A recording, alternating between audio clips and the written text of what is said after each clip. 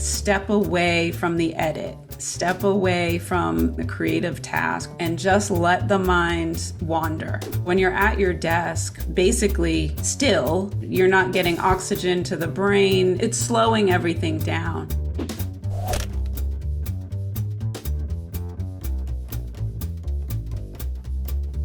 It's the same idea of that we get ideas in the shower, right?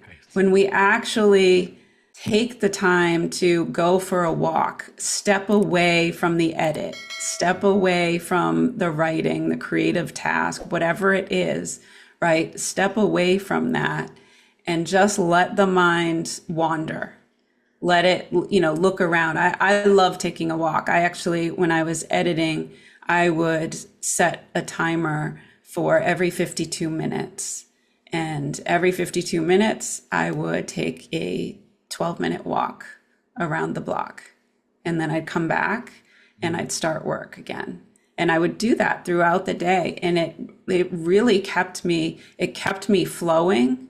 Because when you're at your desk for just basically still, into the footage, you're not moving your body. And you're not getting oxygen to the brain. It's just, right. It's slowing everything down.